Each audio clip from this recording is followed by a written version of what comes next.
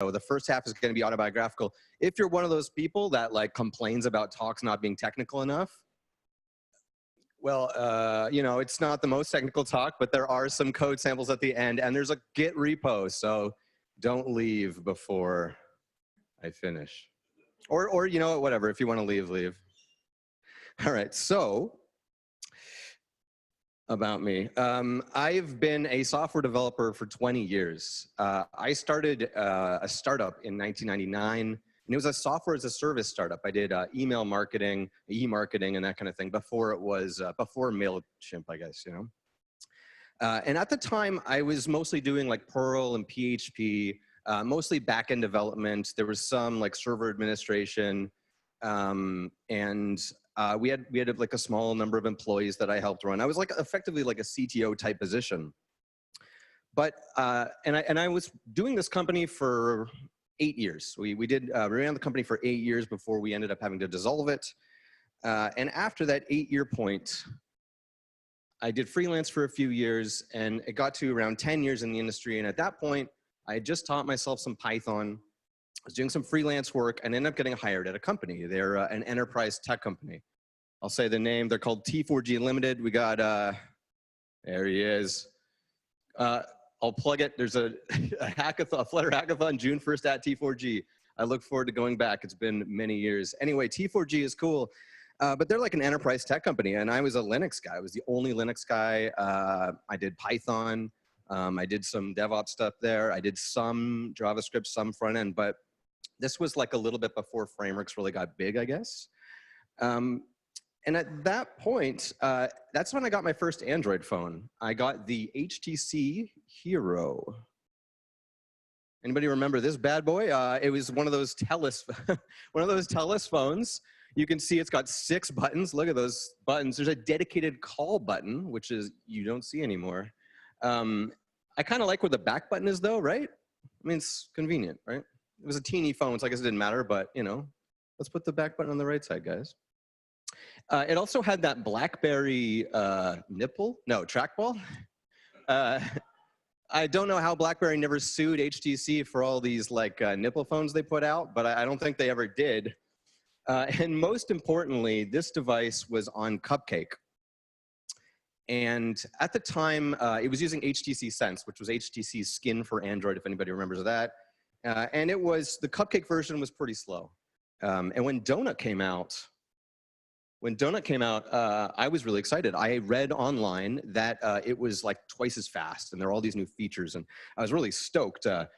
But I was waiting for TELUS, right? I was like, you know what? TELUS is definitely going to update this phone in a timely manner. Why wouldn't they? It's TELUS. I'm sure they're great. But after waiting a few months and not seeing any updates, I eventually went on a site called XDA Developers. And this is what XDA looked like back in 2010, I guess. And on XDA, I read about other people that were using, you know, this new version of Android for this phone.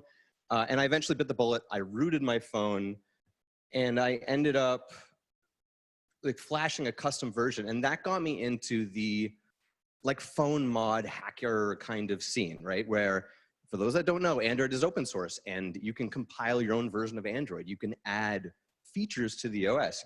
Back then, it was a lot easier to flash Android on. Google hadn't like really made everything proprietary, so you could flash a full version of Android on your phone. And so I flashed Donut, and overnight, the speed increase is insane. Like, my phone's twice as fast from a software update, which really made me think, like, okay, you know, I kind of like where this is going. And I got into that scene a little bit. Then I got this phone. This is the HTC Vision. I have it with me right now. I'm going to pass it out. Don't break the phone. Victoria, pass it around. It has a keyboard, so be careful. It's old. And this phone had a keyboard. Again, look at those 4 sweet little buttons we got there. You could tell it's a cool phone because there's a guy skateboarding in one of the screenshots. I think that's the universal sign of a cool thing. And the keyboard was really nice. And this was running on Froyo at the time. Back then was when CyanogenMod was really taking off. CyanogenMod, again, for people that don't know, is this custom version of Android that adds a lot of features. It's got some like security and some speed increases and that kind of thing. It's a really nice version of Android. And so I immediately got into the custom ROM scene where I would create my own versions of Android and I would add features. But in order to do that, I had to learn Java. So I bought a couple books. I bought a Java book, I bought an Android book, and I taught myself Java and started working on modifying the Android framework. This is my custom ROM at the time. This is like a later version, I guess. So it's running KitKat, but you can see some custom features here that now are like part of Android, but at the time this was an addition. So at the top there, we got weather in the lock screen.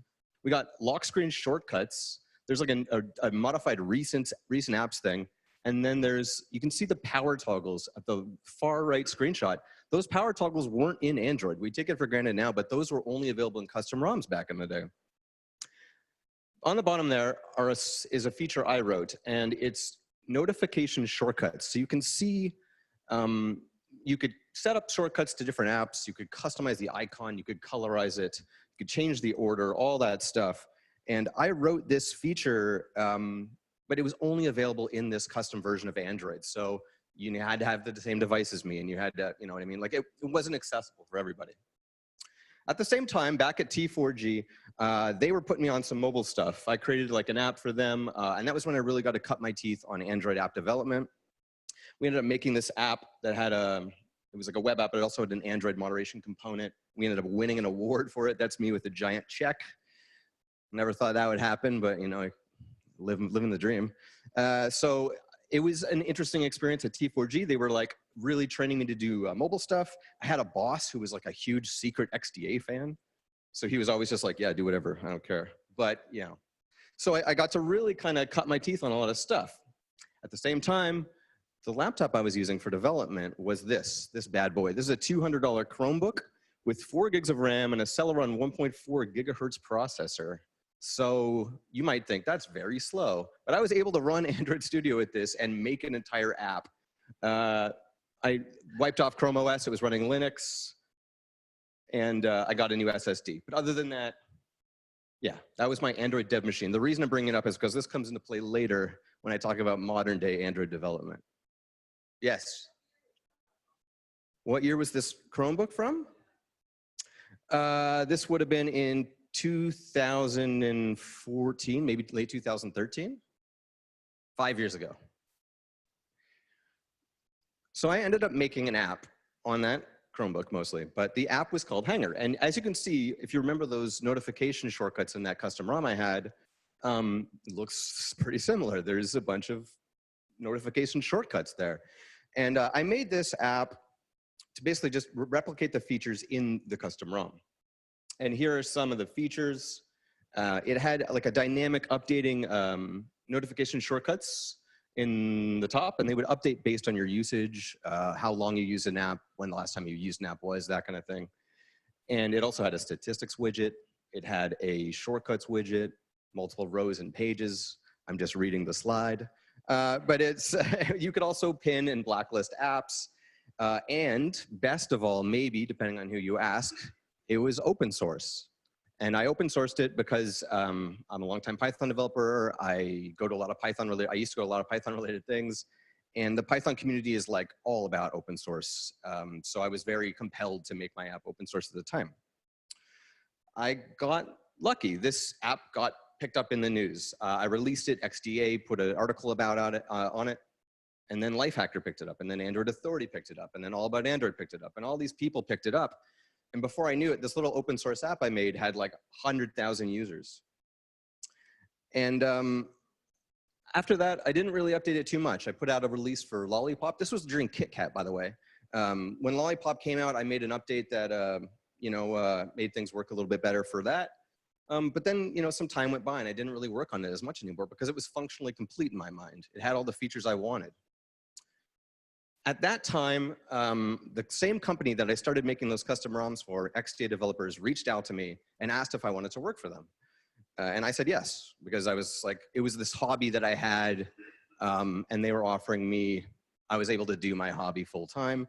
So I was like, yes, of course I'll do that. So I've been at XDA for the last 4 years working on some of their platforms.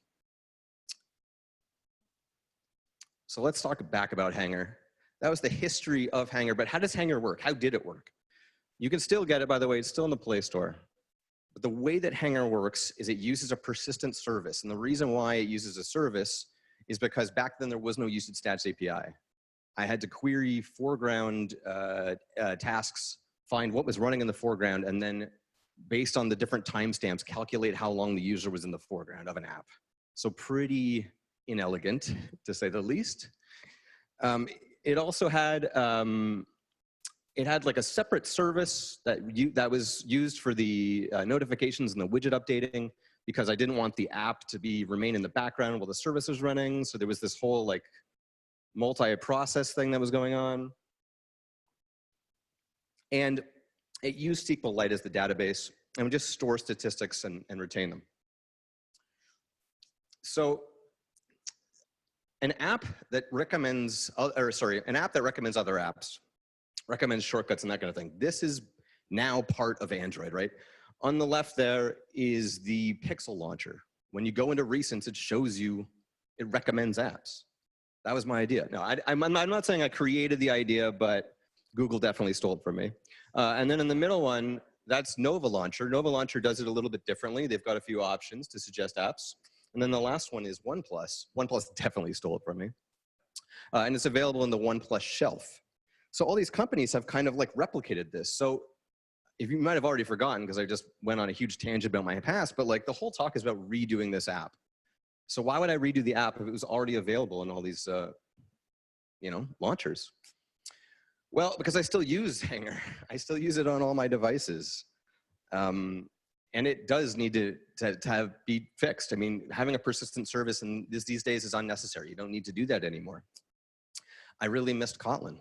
I hadn't really used Kotlin in a year, and I thought this would be a good project to do to kind of get back into the whole Kotlin state of mind. And I thought, I should do the UI in Flutter, because Flutter is fun and it's fast.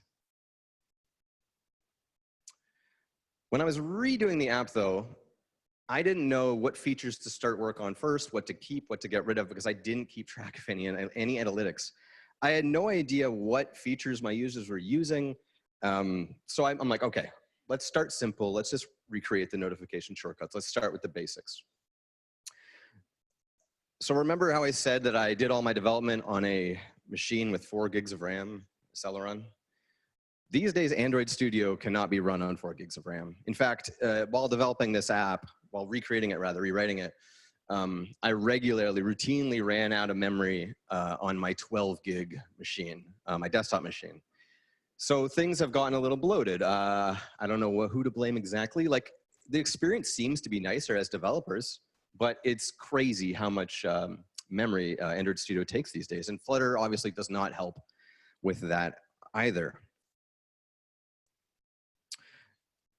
So let me ask everyone a question here. This is a trick question, by the way. Does anybody know what Jetpack is? Like, know exactly what Jetpack, hey, does anybody other than Steve know exactly what Jetpack is? So that was like a handful of people. So I was in the same boat up until a couple days ago. I didn't really know what Jetpack was. I'd heard it as a title, as a term, as like this umbrella term for stuff. But I just wasn't really sure what Jetpack is. Well, again, there's the trick question. Jetpack is everything. It's modern day Android best practices. It's all of these things. I don't know if you can read that, but that's everything. It's everything from like architecture components to KTX to Android X to emojis. So Google, why does Google have this? Like, why does Google have a thing they call Jetpack? Why is there a mascot? Why did they do this? Because they're rebranding Android app development. Why would they need to rebrand Android app development? Can you imagine Apple comes out with something called Apple Jetpack? And as an Android developer, you're like, what is that? And they're like, oh, it's just like the new version of the support libraries and emojis. It's confusing. But the reason they had to do this is because Android development used to be such a nightmare. There was no best practices. There was no MVVM. There was no room. There were no architecture components. It was the Wild West. People were using all types of libraries, mostly from third parties. And now Google has done this thing where they're putting it all under one umbrella. So I had to look into this and figure out, like, okay, what the hell is Jetpack? Let me see. Okay, all right, well, I'm going to start a new project. I'm going to start with Android X. because Android X is forced upon you by Android Studio, I think.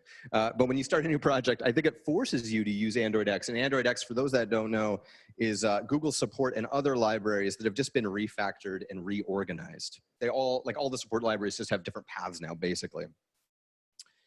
And so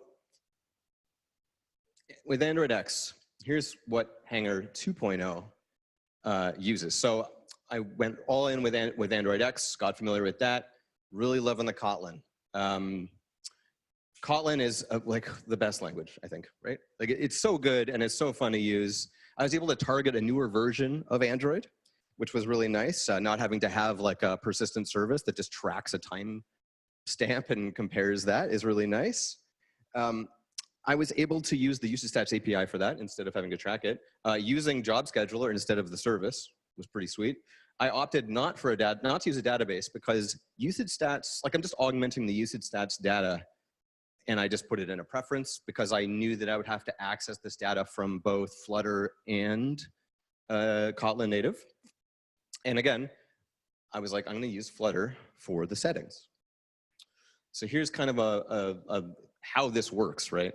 The job service goes through and it does a snapshot of the stats, compares everything, it caches icons, and then it tells the notification helper, you know, here's what you're gonna render, here's how you're gonna render it kind of thing. It just sends like a little trigger to the notification helper, and this is all done through a job now, there's no more service. For the sorting algorithm, if you remember, Hangar had a bunch of icons listed in a row. Those icons aren't just put there accidentally, they're actually put there through an algorithm. And in the original version, the user could adjust the weight of that algorithm. So if, say you wanted apps that you opened more recently versus apps that you were spent more time in, you had the option to tell the system how you wanted it weighted. And so these are the 4 metrics in the new version. Total time in the foreground, last time used, the times updated, and the times launched from Hangar. And the 2 end ones there are new metrics that I added to the new version that didn't exist in the old version. And the way that I calculate this is it creates a percentile score out of each of those metrics and then applies the weight that the user has specified to each of those scores to create a total score that the app then uses to sort with. That make sense? All right, I'll explain it more as we go. Let's move on to Flutter. Who here's used Flutter? Not bad. Not bad. Flutter's pretty nice. Like, so Flutter's main strong suit is in creating a UI. It's really good for prototyping UIs. So I thought, let's use it for the UI and I'll use Kotlin for the backend, right? That makes sense. Immediately, I ran into issues. So the problem is that, if you can read that, the problem is that when you create a Flutter module in your app, so I had an existing app, the app worked in Kotlin, it was fine. There were no settings though. When I added a Flutter module, it created that module and it was using the old version of the support libraries, the SDK27 libraries. So it immediately caused conflicts and I couldn't do anything with the app. The solution, this is still an open ticket. This is a screenshot from today. The solution is to open up that module in Android Studio and manually migrate that one Flutter module. So you're essentially dealing with 2 different Android apps, except one's a module, but they have to be loaded separately in Android Studio. Not the most elegant thing. And the reason why why this is the case, why it still defaults back to the old version is because Flutter libraries haven't all been updated to Android X yet. And so Flutter's concern is that they heavily rely on these libraries because they bridge the gap, right, between Flutter and native. Like whenever you make a Flutter app, you're using a lot of library. Like one of the libraries I used a lot was shared preferences to get the data from shared preferences. And shared preferences has been updated, but there's a lot of libraries that haven't been updated. So I ended up having to create this script. And it's not really a script. It's just a series of git checkout commands that checks out the latest commit and reverts back all the changes. So, okay, so what happens is if you use a Flutter command, Flutter recreates all the old SDK27 files over top of your Android X migration.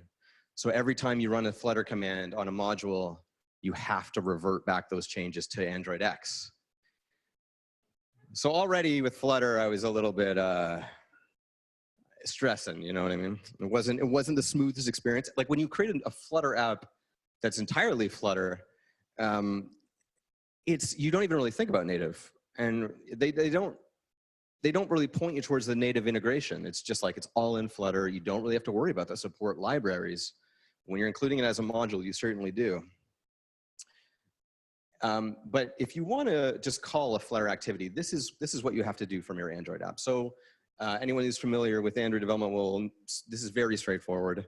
You just add that entry into your manifest, and then it's just those 2 lines to call the activity. And you'll see there that the config change, and that looks like one of those config changes that the people who's starting out with Android use, right? Where you're like preventing the phone from rotating and stuff like that. The reason why you do that is so that Flutter can handle your orientation changes and that kind of thing. And if you want to call the activity with like an entry point and with a separate route, you can also do that. You just have to add a few more parameters there. It's pretty straightforward. And I didn't go that route though. I embedded it into an existing activity. And the reason I did that was because in my activity, I'm also launching like a usage stats permissions checker, and I'm also launching the job that actually like builds the notifications for you. So I just wanted to embed it in an existing Android app. And I was happy to find out that it's pretty straightforward. One thing is that this does not reflect their current documentation. It's missing a line. So if you're planning on Flutter, maybe screenshot it or take a photo or something. Or you'll have to Google it for an hour like I did. So this is how I had Flutter dealing with the data that Kotlin was creating and snapshotting. I used the library shared preferences, which is like a very commonly used Flutter library. And I just had it grab the JSON data from that. And then it just deserialized it as you normally would and parsed it. The JSON data is very small. I didn't feel I needed a database for it.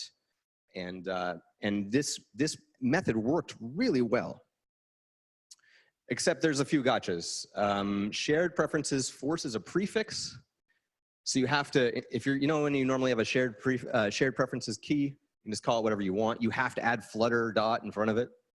And it has a hard-coded file that it looks up, so you can only use one file. This is not specific to shared preferences, but you have to duplicate all your models. You have to duplicate all your deserialization stuff, all your serializing stuff in general for JSON has to be completely duplicated because you can't really share the code from native Kotlin to Flutter. And so you duplicate a lot of your data. And then there's this one really kind of bad thing about shared preferences where it caches the preference in memory. So like in my use case, the service would create more statistics. And you'd go back into the app, you'd resume the app, it would persist that cache of that data forever. And you could never kind of get rid of it. So I had to use a fork of shared preferences. And so a fork of a dependency of Flutter in order to just work around, just to have the data actually refresh. So these things together took me hours just to figure out. It's just going through the documentation. None of this is really like, none of this is mentioned in the documentation.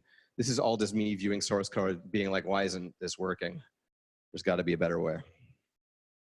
And this is just the Dart code. I don't know if you're not familiar with Dart, here it is. It's not so bad though. This is the code I use to deserialize the data from the shared preference. And this is just for the settings page. In the settings page, it lists all your apps and puts the pinned ones up on top, which is how you see me removing it. I'm sure I could have done it better with different sorting, but that's what we have. And this is the result. On the left is how the notifications look for Hangar out of the box. In the original version, you could put icon packs and you could have, you could theme the background and that kind of thing.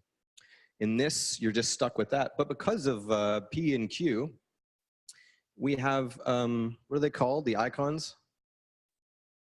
that are circular or square?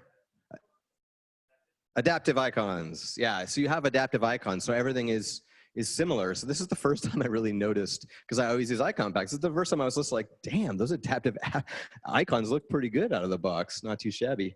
And then you can see the Flutter screen there where it lists all the apps and you can pin them and you can blacklist them and you can scroll through them.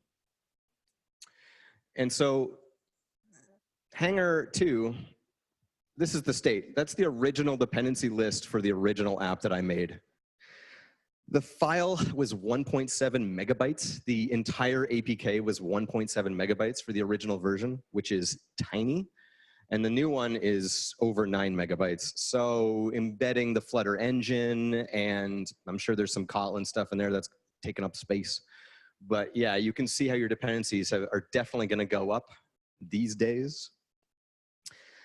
And I have to use a splash screen because I'm loading Flutter, and the Flutter engine takes a second to start up. If you're calling Flutter from your app and it's not like the first activity, there's ways you can pre-cache it. And if you're looking into like say you have an app and you want to just try Flutter, it might make sense to just have a section of your app using Flutter and then embed it or call it. But beware of that engine startup time. You can mitigate it. And here's what I learned doing all this. Again, Jetpack is pretty good. I think it's silly that Google had to rebrand their development process for Android. But you know, if you've been developing Android apps for any length of time, you understand that that was probably a good move. Flutter libraries need work. They're pretty good, but I mean, I feel like that's the community's. The community could contribute to that too. The community could help out. They could modernize and bring up some of the libraries to use Android X. And I think for this, Flutter was definitely overkill. It's just a preferences page. Like I didn't need to have Flutter in the mix. But what I will say is that despite it being overkill, it was really nice. Like Flutter, Flutter is really cool. Like just creating UIs with it is so seamless and it's actually enjoyable. There's no XML. Everything is like programmatically instantiated. Like it's really nice. I recommend it. Check out Flutter. But Kotlin is still the best. Kotlin is king. I really loved just being able to use Kotlin again and get really into that. And for this app, I just showed you screenshots of basically the version I finished like last night at 2 a.m. But what's left? Well, I want to add more user settings. The appearance and behavior of the old app had a ton of settings. You could customize the size of the icons, the amount of icons. You could have multiple pages and multiple rows and all types of stuff. There's none of that yet. It's all hard-coded. So that's the next step, is to flesh out the settings. And I want to add widgets again. And if you guys want, I want your help. It's an open source app. Both the original Hangar, again, this is my first Android app, so be cool, and the new version are both online. If you want to check out the Kotlin stuff or even just the Flutter integration stuff, feel free. And if you want to help out, that'd be cool, because I've never done an app with the Toronto community, and maybe that would be fun. I don't know. Thanks. Any questions?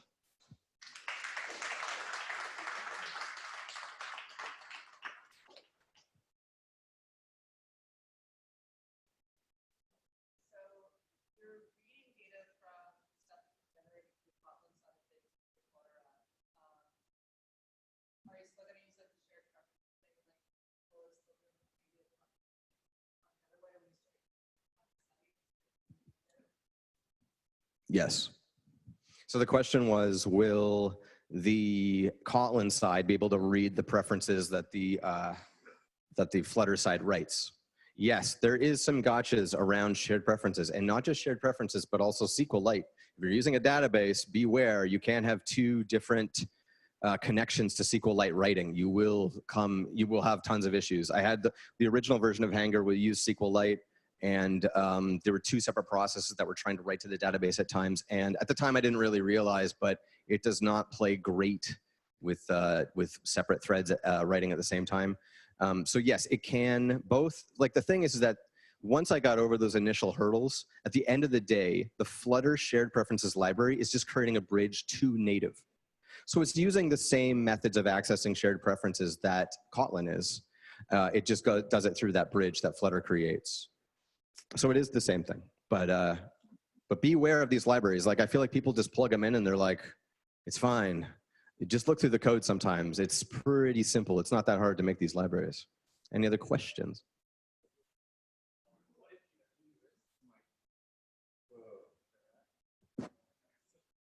So what if you want to just divide, like, if it, let's say architecturally MVVM, right? So if you just want to use Vue as a Flutter, and then you do all your caching and, like, just pass the object to Flutter, is that possible? Or? Yeah, it definitely is possible. So the way that I do it in the example app is I'm using MVP in Flutter. So the Flutter architecture is MVP. The Kotlin architecture isn't anything because there's no Vue. There are models and there is business logic, but it's nothing like that I would need a full pattern for, in my opinion. So to answer your question though, I think that, like, you should use Flutter if you're using Flutter, use it for everything. Use it for as much as you can, because that bridge isn't free. And if you're constantly going back and forth, it's not going to be a fun time. Like, it's a lot easier just to, like, the only reason you wouldn't want to use Flutter for everything is if you're accessing, like, parts of the Android device that Flutter isn't giving you easy native access to. But when it comes to, like, data storage and that kind of thing, it handles it all well. Like, you could just use Flutter for everything. I wouldn't recommend using them both like that. But you could, like, I could not use shared preferences and instead create a native bridge that goes directly to Kotlin to get my data. You know what I mean? But you'd still have to, like, have your models kind of mirrored, I think. It would be messy. I don't know if anybody's done that. I know that, like, the Flutter team is, like, trying to get people to just keep it in the Flutter ecosystem, but I don't know. I don't know if anybody's tried that. That'd be interesting to check out. I hope that helped answer your question. I think this is more or less the same question, but what do you think the performance impact would have been if you'd done it all in Flutter? Would it have been able to keep up? Or Flutter's not bad. Like, Flutter's getting better and it's getting faster. I think I'm no expert on, like, the changes that are planned or happening with Flutter performance improvements or anything like that, but I don't necessarily think that, like, I think that the hiccups and the gotchas in Flutter in terms of performance are, like, in regards to the physics and that kind of thing and the interactions with the UI. I don't know if computing in general in Dart is going to be slower, because I mean, there is extra overhead from the framework, but I don't know what that overhead is. I'm sure people have done, the thing is that, like, you could do a study on it, you could try to really figure out what it is, but because this framework is being changed literally every day, it's always getting better. So I'm not sure. So why do you think your app get up to 90 megs? 9 megs? Yes. Why do I think it went to 9 megs? Yes. Because of, I don't know. It could have been because, first of all, I'm not sure if I'm really using ProGuard at all. But I think the problem is that you didn't use the release library, but the one that comes with the Dart VM and everything. They are release builds that I'm using, because, like, the non-release builds are like 36 megabytes, right? Because Flutter debug builds are huge. I don't know. I'm sure you could save a little bit. You could optimize a little bit more. But in general, my previous Flutter apps have also been kind of big. Like, it's going to be bigger no matter what. You have to include Flutter in it. And do you know how offhand how big Flutter is these days? 4 megs. 4 megs? 4 megs, yeah. Yeah, I mean, I don't think it's that unbelievable that the other 3 are, added by the changes in the support library in the last 5 years that haven't been stripped out through some sort of ProGuard situation. Does that answer your question? Yes.